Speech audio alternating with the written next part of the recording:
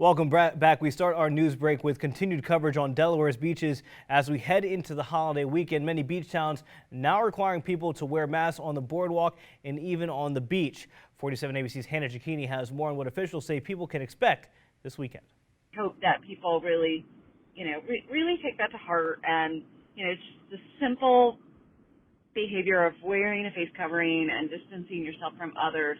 It's not new advice, but Delaware health officials say it's important to follow, especially as the 4th of July holiday weekend kicks off. Multiple beach towns in Delaware are requiring people to wear face coverings in public, including Lewis. I think really what this does is adds clarity that we know it's a tight area. We know there's a lot of people in this area, and just for everybody's safety, wear your mask when you're there, please. City Manager Anne Marie Townsend tells 47 ABC that hospitality ambassadors will be on hand throughout the weekend.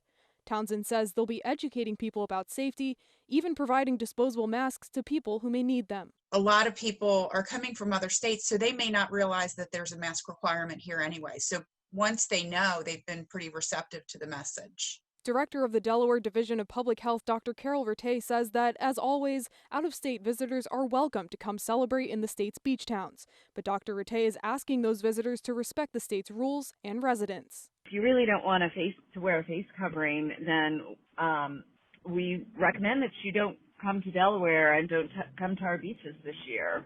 Dr. Rattay says that celebrating safely is more than possible and hopes to see people following Delaware's safety guidelines as they enjoy the weekend.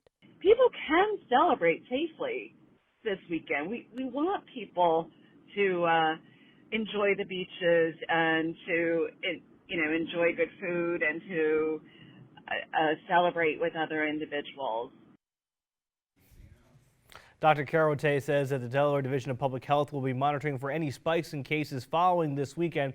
She also says if you're feeling sick or are especially vulnerable to the virus, that you should consider staying home.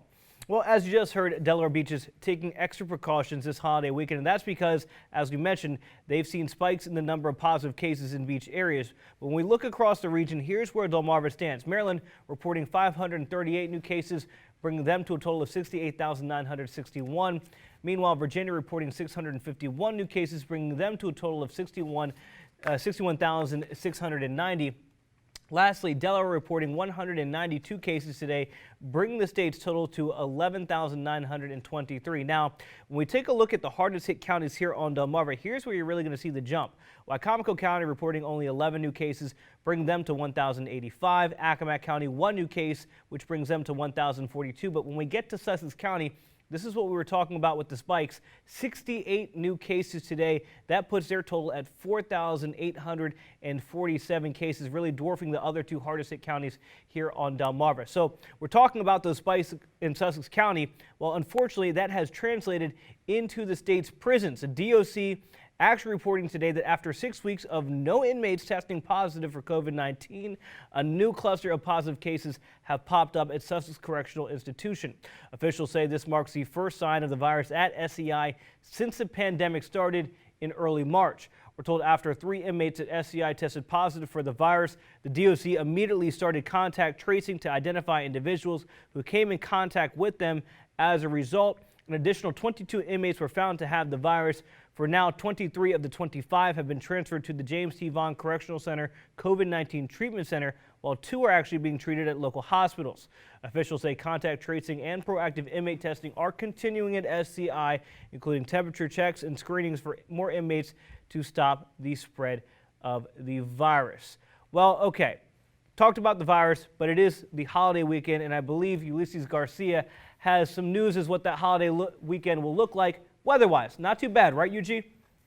Yes, Julian, it's actually going to be really nice, though, as we go into the weekend, at least when it comes to those temperatures. So we're finally going to get a break from those 90s, especially today where we saw that mercury make its way into those mid to upper 90s and Wallops even getting into a record high of 98, breaking the record of 97 just set back 1 year ago. And checking out those weather watchers right now, Chucky and Lewis at 80, Ted in Millsboro, and Bud and Laurel both reporting 78 degrees, and even Mike in Waterview at 81 degrees. And temperatures across the peninsula here as we're now getting closer towards the 11:30 hour. 82 in Dover, 82 in Easton, 85 in Georgetown, 76 in Ocean City. So the fact that we're dealing with mid-80s here as we're getting close to midnight, it is just downright, very hot outside, very, very tropical. And you can even tell us with these dew points here: 73 in Cambridge, 73 in Easton, 73 in Ocean City. Those winds right now coming in out of the north at 10, Georgetown at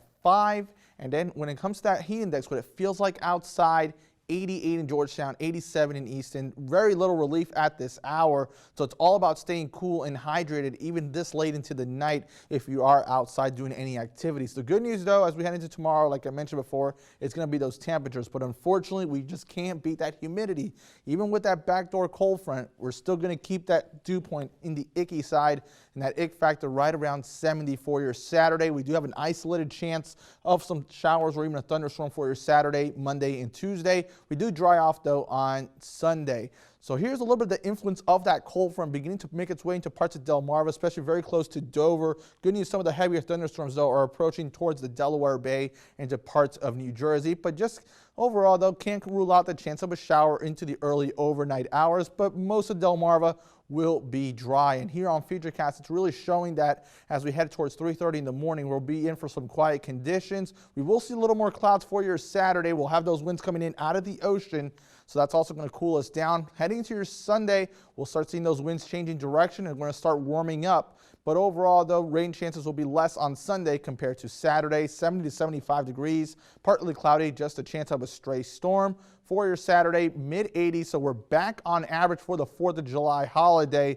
The good news, though, by the time we head towards fireworks time, rain chances will disappear. Winds out of the northeast at 10 to 15 on the Atlantic, out of the northeast at 5 to 10 on the Chesapeake. And for that beach forecast, just keep an eye to the sky tomorrow, but don't forget the sunscreen overall for the holiday weekend, as that UV index will be high.